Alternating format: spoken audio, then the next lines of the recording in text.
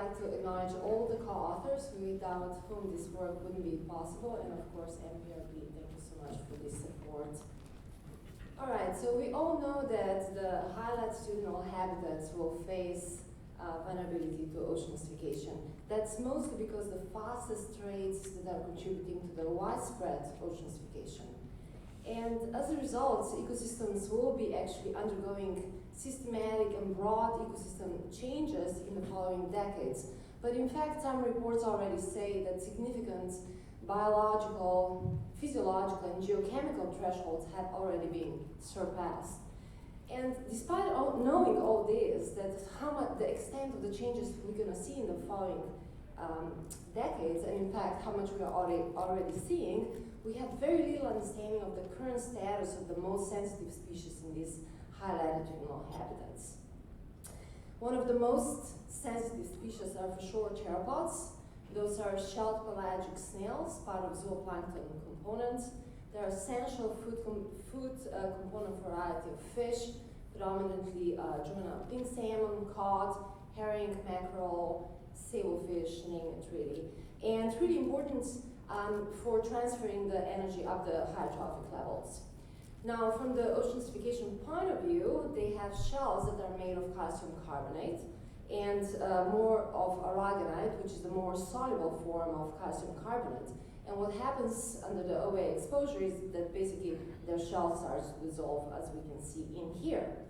On the question if they have any concretions, they don't have concretions in the larval stages, but this shell dissolution, as we can see it here, can be used as an OA sentinel or indication of their exposure to corrosive conditions, but also as a predictor of ecological integrity and their changes to oceanification.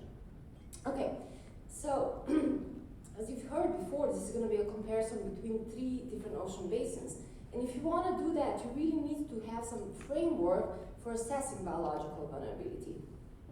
My framework here comprises the exposure, sensitivity, and adaptive capacity that can actually mitigate the sensitivity. And based on all these 3 elements, I'll be trying to assess in the OA vulnerability.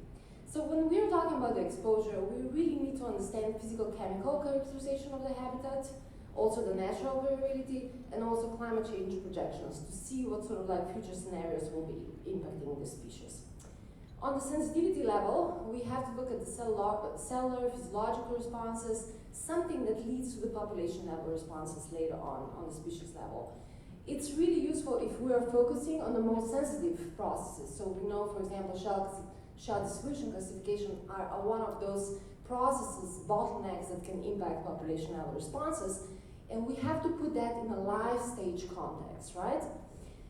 And so to mitigate against the sensitivity, some species definitely have certain level of adaptive capacity that we have to take into consideration. We're talking about the plasticity that can happen on a short term, so energetics, acclimatization, genetic variability that contribute to their adaptive capacity, spatial connectivity, very important on a population level, and adaptations.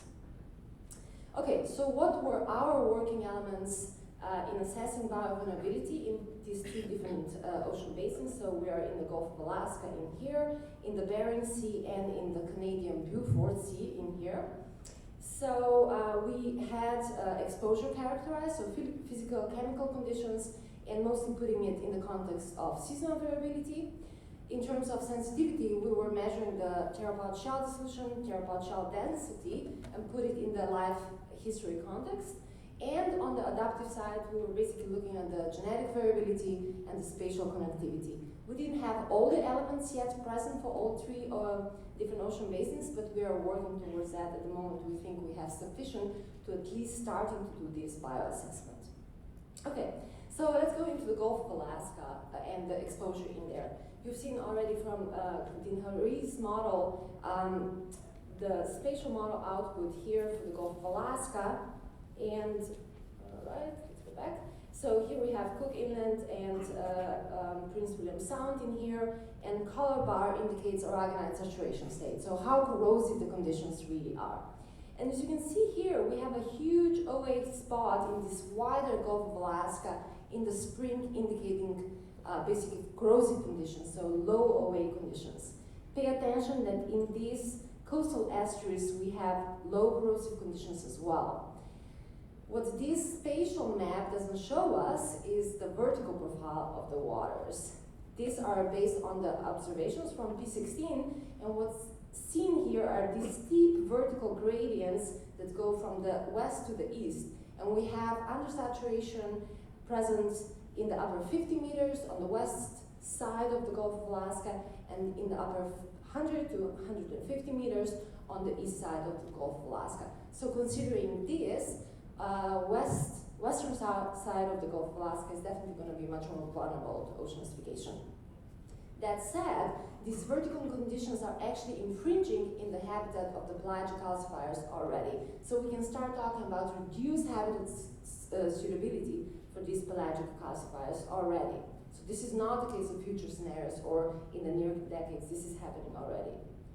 Okay, venturing into the Bering Sea. Now, based on Darren Pilcher's data and model outputs, we have the OA exposure predominantly on the mid and inner shelf habitats present here, but pay attention that there are strong seasonal patterns, and that's why we have to, for example, thinking about the vulnerability, bringing this life history into seasonal patterns as well. So, while the inner shelf conditions will be much better off in the springtime, we're gonna see this, or actually we're seeing the year-long persistence to ocean acidification conditions across the mid-shelf. Currently, it's near saturation, but it's actually acidifying very quickly. And these are exactly the conditions that are detrimental for these pelagic calcifiers that are pretty abundant in these environments. Okay, going to the Canadian Beaufort Sea now, we're going to see the exposure to OA, especially in the subsurface waters, 75 meters to 150 meters. That is largely due to upwelling currently, but these conditions are actually changing quite rapidly. And we see a lot of corrosive conditions in their inner fjords at the moment.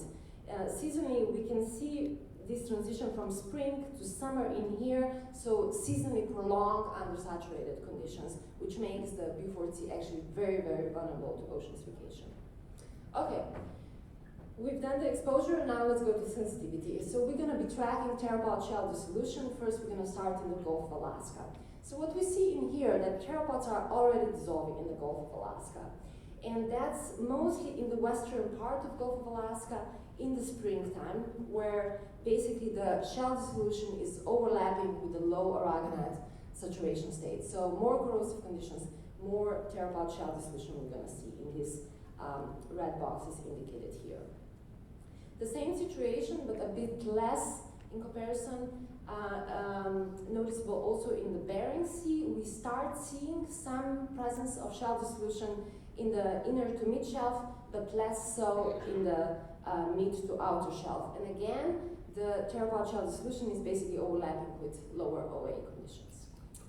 In the Beaufort Sea, we see one of the highest extents of shell dissolution, and the severity of the shell dissolution in pteropods there is really much noticeable in comparison with the other basins. So here we are plotting these pie charts are basically depicting percent of individuals that are healthy in yellow boxes and severely affected in the orange boxes. And we can see that these inner fjords of the Beaufort Sea are really severely affected. We can find up to 70% of pteropods being severely affected by shell dissolution already. A bit less here in the beginning of the Beaufort Sea.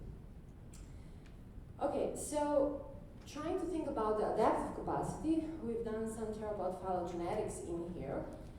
So our genetic analyses are all based on the CO1 mitochondrial DNA locus, and we have found two haplotypes, but there are no differences between these haplotypes. So we basically have genetically undistinct populations here.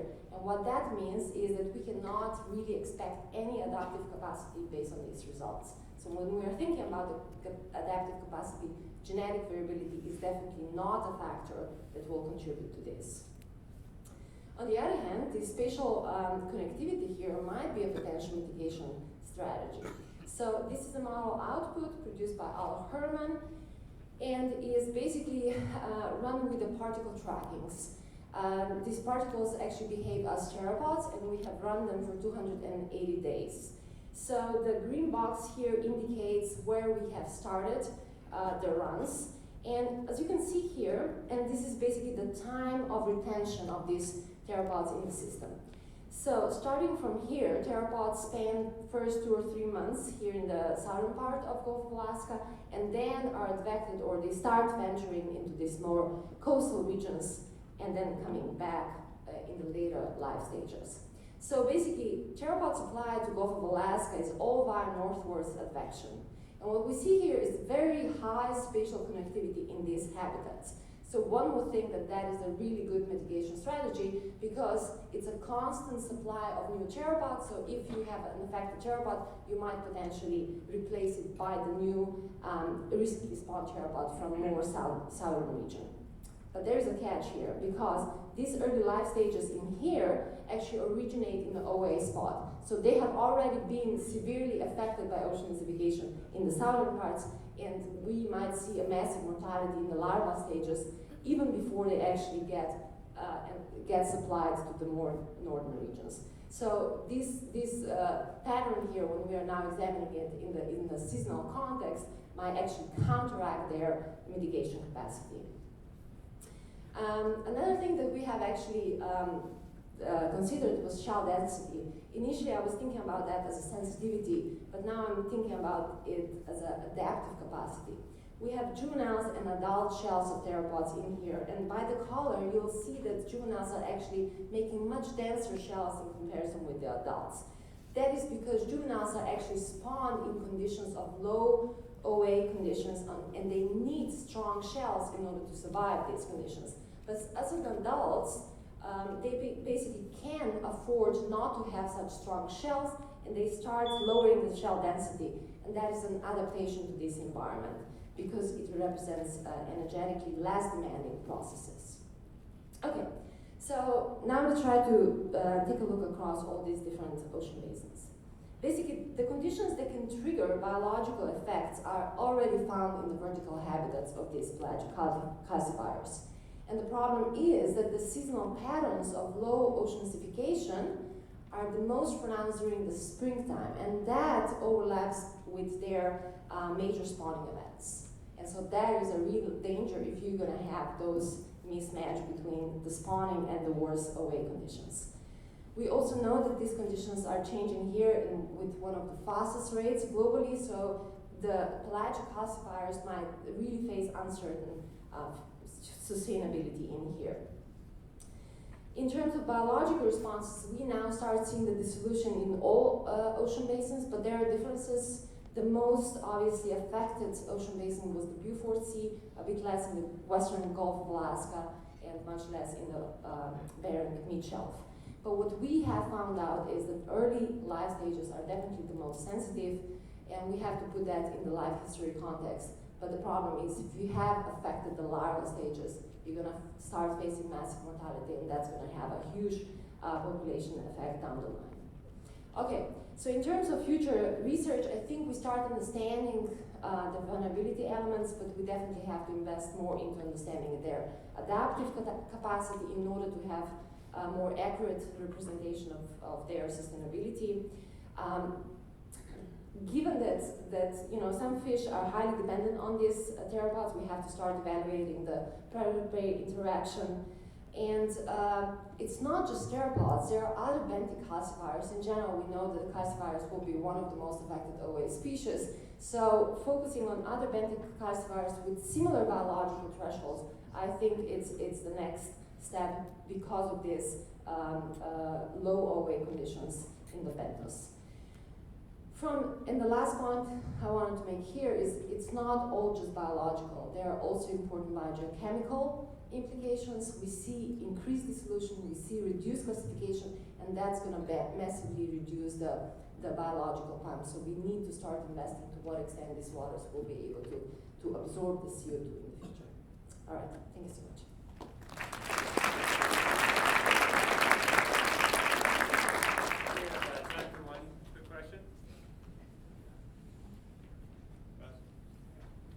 So how can you argue that because there's no haplotype structure, there's no genetic